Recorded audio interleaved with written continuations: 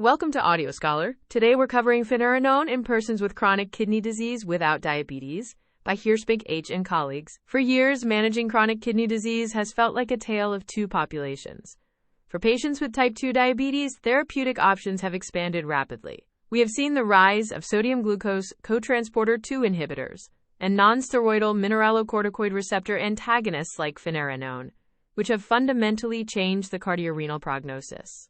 But for patients with non-diabetic chronic kidney disease, the therapeutic landscape has remained far more restricted. Aside from renin-angiotensin system inhibitors and, more recently, SGLT2 inhibitors, these patients have had fewer targeted options. Mineralocorticoid receptor overactivation is not unique to diabetes. It is a key driver of inflammation and fibrosis that leads to progressive nephron loss, regardless of the underlying cause. While steroidal mineralocorticoid receptor antagonists like spironolactone reduce proteinuria, their clinical utility is severely limited by hyperkalemia, endocrine side effects, and a lack of robust clinical trial data showing hard kidney outcomes. This is where the FINE-CKD trial steps in, asking a crucial question: can the kidney protective benefits of the highly selective, non-steroidal mineralocorticoid receptor antagonist Finerenone be extended to patients with chronic kidney disease who do not have diabetes? To answer this, investigators conducted a multi-center, randomized, double-blind, placebo-controlled, phase 3 trial across 24 countries.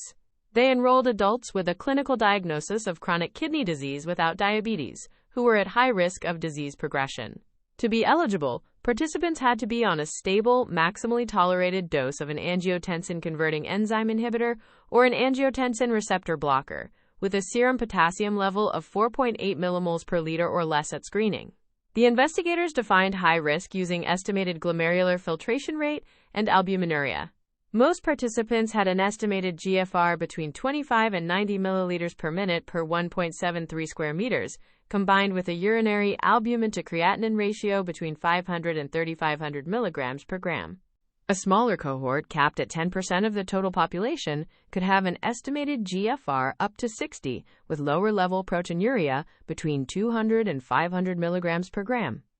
Patients with type 1 or type 2 diabetes or a glycated hemoglobin of 6.5% or higher were strictly excluded, as were those with uncontrolled hypertension, symptomatic heart failure with reduced ejection fraction, polycystic kidney disease, or active glomerulonephritis requiring recent immunosuppressive therapy.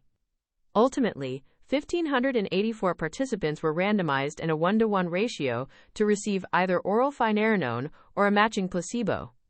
Finerenone was started at 10 or 20 milligrams once daily based on baseline kidney function, with protocol-directed up-titration to 20 milligrams after 1 month if potassium and estimated GFR remained stable. The primary efficacy outcome was the total estimated GFR slope, representing the mean annual rate of change in estimated GFR from baseline to month 32. This was analyzed using a two-slope model to separate the expected early hemodynamic decline from baseline to month 3 from the chronic decline phase from month 3 onward. Over a median treatment duration of 36.6 months, the trial yielded compelling results. Looking at the primary outcome, kidney function declined significantly slower in the Finerenone group compared to the placebo group.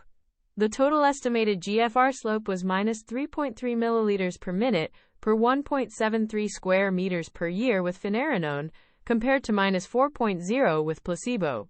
This represents a treatment difference of 0.7 milliliters per minute per 1.73 square meters per year in favor of Finerenone, which was statistically significant.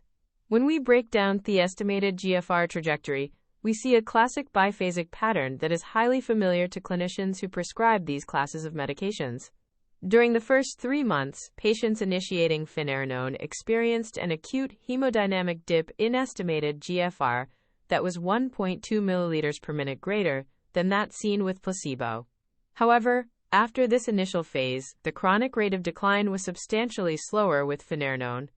From month 3 to the end of treatment, the chronic estimated GFR slope was minus 2.9 in the Finerenone group versus minus 4.1 in the placebo group, yielding a chronic treatment difference of 1.2 milliliters per minute per year. Reassuringly, after treatment was discontinued at the end of the study, estimated GFR rebounded in the Finerenone group, confirming that the initial dip was indeed hemodynamic and fully reversible. Turning to the secondary outcomes, the investigators evaluated a key composite kidney cardiovascular endpoint. This composite included a sustained decline in estimated GFR of 57% or more, kidney failure, hospitalization for heart failure, or cardiovascular death.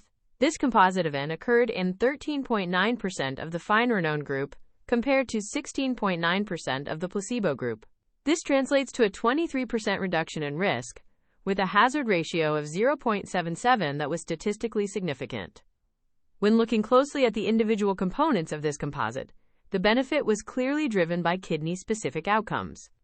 Cardiovascular events were overall very infrequent in this non-diabetic population, and there was no significant difference between the groups for the cardiovascular composite alone. In terms of exploratory outcomes, Finerenone led to a rapid and sustained reduction in albuminuria.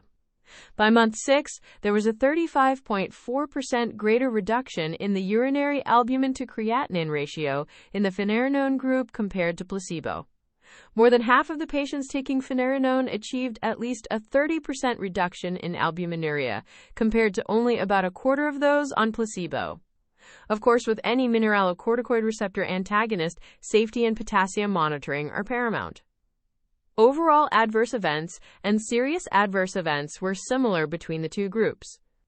As anticipated, hyperkalemia was more common with Finerenone, occurring in 17% of patients compared to 13.3% in the placebo group. However, serious hyperkalemia events were rare, occurring in only 1% of the Finerenone group and 0.6% of the placebo group. There were no fatal hyperkalemia events, and permanent discontinuation of the study drug due to high potassium was low, at just 1.5% with Finerenone versus 0.1% with placebo. Now let's look at the strengths and limitations of this study. A major strength of the FINE-CKD trial is its robust, double-blind, randomized design and its successful execution over nearly 3 years, providing the first large-scale, high-quality evidence for a nonsteroidal mineralocorticoid receptor antagonist in a non-diabetic chronic kidney disease population. However, there are several key limitations we must consider when translating these findings to clinical practice. First, while the trial featured broad geographic recruitment, the cohort was not fully representative of the global chronic kidney disease population. For instance, fewer than 5% of the participants identified as Black, which limits our ability to generalize these results to this highly affected demographic. Second, because the protocol excluded patients with polycystic kidney disease and those with active, recently treated lupus nephritis or ANCA-associated vasculitis, we cannot assume these benefits apply to those specific etiologies. Perhaps the most significant clinical question left unanswered is how Finerenone interacts with SGLT2 inhibitors. When the trial was designed, SGLT2 inhibitors were just emerging as foundational therapy, and as a result, only 17% of participants were taking an SGLT2 inhibitor at baseline. While the protocol allowed patients to start these medications during the trial, we lack detailed data on how many actually did. This makes it difficult to determine the precise incremental benefit of adding Finerenone to a patient who is already established on an SGLT2 inhibitor. However, recent data from other trials, such as the CONFIDENCE study in diabetic kidney disease, suggest that combining these therapies can yield additive reductions in albuminuria without compounding safety concerns. So what is the clinical bottom line for practicing physicians? The FINE-CKD trial successfully demonstrates that the kidney protective benefits of Finerenone extend beyond diabetic kidney disease. For your adult patients with non-diabetic chronic kidney disease, an estimated GFR between 25 and 90, and significant albuminuria who are already optimized on an ACE inhibitor or ARB, adding Finerenone can significantly slow the long-term decline of kidney function and lower albuminuria. When implementing this in practice, expect an initial reversible dip in estimated GFR of about 1 to 2 milliliters per minute during the first 3 months.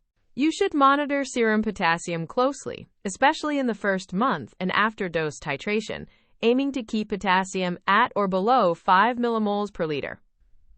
While we still need more data on the routine, upfront combination of finerenone and SGLT2 inhibitors in non-diabetic chronic kidney disease, this trial provides a powerful new tool to help prevent progression to end-stage kidney disease in a population that has long had limited options. That's your AudioScholar summary.